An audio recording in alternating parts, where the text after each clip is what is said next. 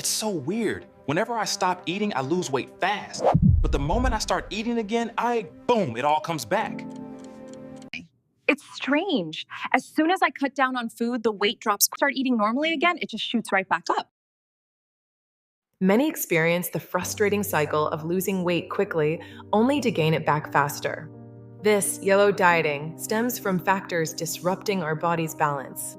When you cut calories, your body perceives it as starvation, slowing metabolism. This makes it harder to burn calories, setting the stage for rapid weight regain. Restrictive diets often lead to cravings and overeating. Understanding these mechanisms is the first step towards sustainable weight management. That's the real secret to success.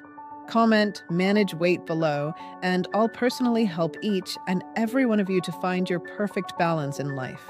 Let's do it.